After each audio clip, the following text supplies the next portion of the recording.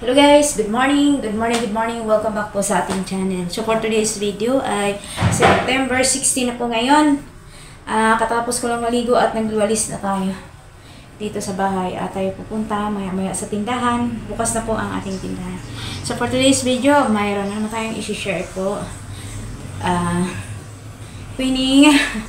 Kasi nagwawalis po ako, malapit ako matapos. Gusto ko nang matapos para makapagbuting-ting na naman tayo sa tindahan. So, ayan, meron tayong parating na delivery. Ayan, keep on watching kung ano po yung mga in-order natin. At salamat po kay Scott kasi siya yung nag-abuno muna sa mga order ko galing sa grocery. Ayan, keep on watching.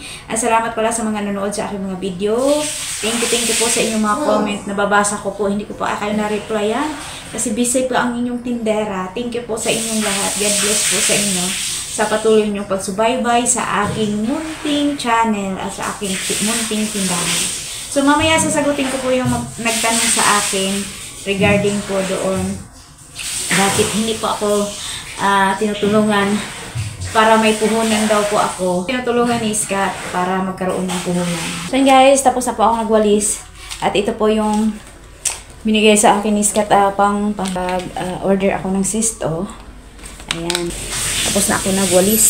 Nagwalis lang muna tayo ngayon. Kasi pag araw-araw tayo nagmamap. Kahapon nagmap naman ako. So ayan mga kasari. Ay, napakainit naman ngayon ang araw na ito.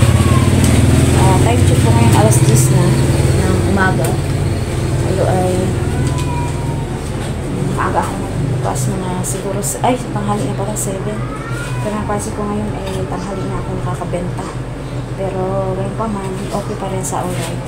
So ito yung mga sa mga gusto dito, nasa comment section. Lagay ko yung link. Malapit na maubos. Tsaka na gusto na ng mga bata to. Ito. Nakatikim sila.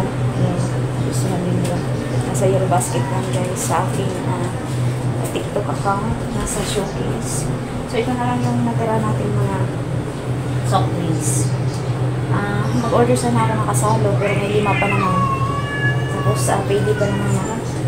Pero, ayan, mag-order ako na ngayon na isang case lang muna na 8 ounce na Coke. Tapos, nung nakaraw-araw, bumili ako ng Sting. So, wala pang bawas, 1, 2, 3, 4, 5, wala pang bawas. Tapos, isa na lang yung natira kong Sesto. Kaya, itlog ko ay yan na lang. Ayan. Yung mantika ay hindi na talaga bumaba. Malabo na ang binibili ko. Dati, nung bago lang kami dito sa tinitirahan namin, akala ko yung mga tao ay gusto nila yung mantika.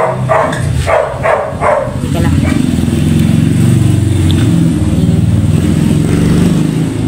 Pasensya na mga sari. So, akala ko dito sa mga tao na bili lang malabo.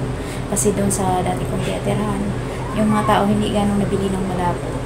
So, dito naman, nung tumaas yung mantika, ay bumili na sila ng malabo. Kaya akong binibili ko ngayon, malabo na. Kasi ang mahal pa rin ng mantikang malinaw. Grabe, matagal na yung mantika na yan, hindi pa rin nababa. So, ayan. Yan po yung aking tindahan, mga kasari. At hindi ko pinarugin ng aking istante ng maraming mga biscuit. Yung chichirya ko, konti na lang. Pero may parating akong order. Pero hindi ko pa chinik out. Wala pa akong pambayad. So, nag-add to card ako ng mga chichirya. Nawa nakapagi ko. So, pasensya na kayo. Ang ingay ng mga aso. Ayan. Yan. Nakakalungkot din yung ating mga ating chiller na pag ganyan na. Ayan.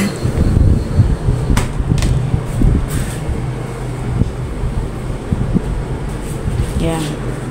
May nagtanong po sa atin na kung ano daw, kung hindi ba ako tinutulungan ni Scott na pamili ng mga paninda o puhunan. Actually, natulong po siya. So, minsan, hindi ko po talaga na yung aking tindahan. Siguro sa aking pag-manage or dahil nga, hindi po ganun kadami yung ating benta. Ang pinaka kasi sa ating pagtitinda ay marami ka dapat benta para hindi mabawasan yung puhunan mo at ang iyong mga paninda hindi malagas. Kasi ah, kung konti lang yung benta mo, tapos dito pa na binabawasan pa, ganito nangyayari sa aking tindahan. So, bakit ko na pinabawasan? Kasi yung anak ko, ang mga estudyante, ako baon nila.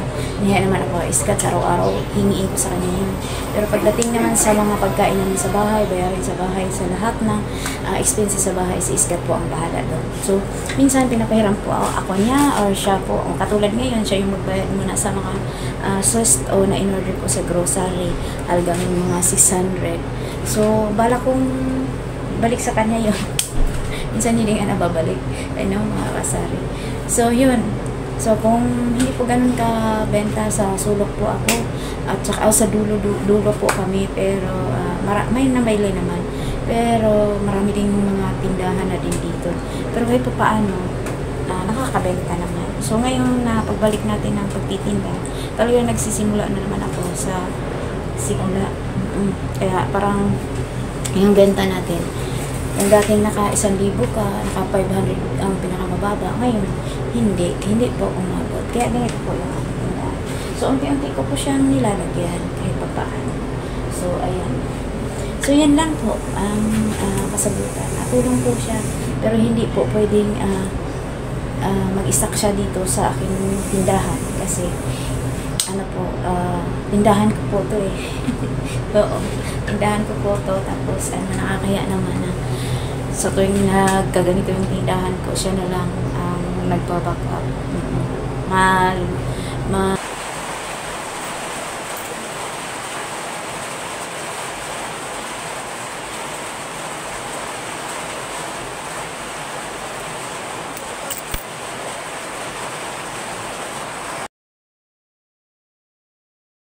Hello mga kasari, so ngayon mag-voice over na lang tayo kasi pagdating ng grocery ay napakalakas po yung ulan. So kaya i-voice over ko na lang. So ito po yung mga in-order natin sa grocery. Mga ilang peraso lang pero umabot na yan ng 625. So ayan, nag-antay din tayo ng order ng ating soft drinks, hindi pa dumating.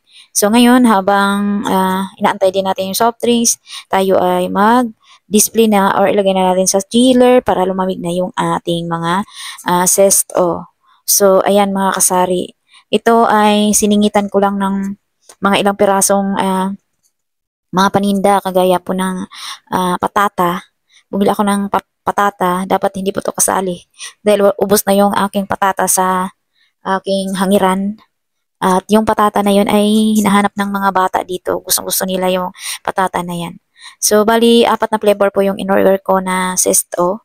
At para ito yung mga mabenta sa akin talaga yung mga flavor na to, orange, apple, mangga, at saka pineapple. So, ayan.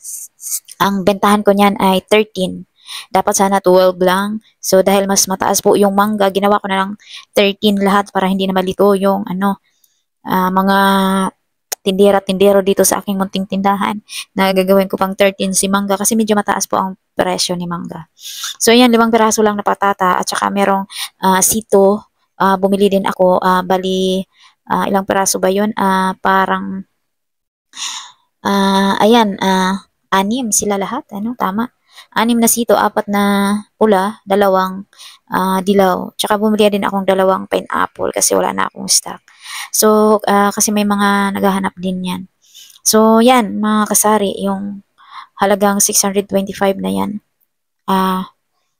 Tawag nun, parang ang laki na para sa akin yan, pero yan lang po ang mga nabili natin sa grocery.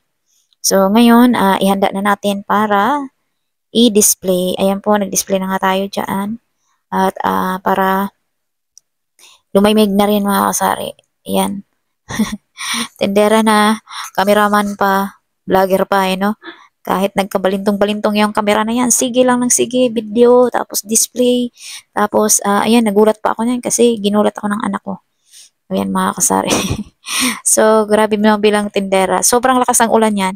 At ako'y nagulat na dumating na pala yung anak ko na hindi ko na malayan na nandyan na pala siya. Pumasok na sa loob ng tindahan. Hindi malang tumunog yung gate sa sobrang lakas ng ulan. So, ayan mga kasari. Ngayon, maya-maya dumating naman yung aking delivery ng Coke. Ang problema lang ay ang dumating, isa lang ang dumating mga kasari. Yung, ito yung patata. Ang dumating lang sa akin ay 8 ons. So, ayan. Ako'y nanghinayang kung alam ko lang na wala silang 1.5 dapat kasalo. Kasi kanina may natira pa tayong 5 kasalo. So, ayan. Tapos na tayong nag-display at yan, maganda pag marami talagang mailalaman sa ating chiller. Hindi tayo lugi sa ating kuryente. Pero ganun pa man, ganun man ang nangyari sa aking tindahan. Salamat pa rin ay unti-unti na naman tayong bili ng mga paninda. Salamat, salamat sa Lord. So, ayan lang mga kasari ang ating ganap for today's video sa aking munting tindahan. Okay, patuloy kayong sumaybay sa aking mga vlog. Maraming salamat po sa inyong panonood. Hanggang sa muli, ayan, malakas pa rin. See you my next vlog.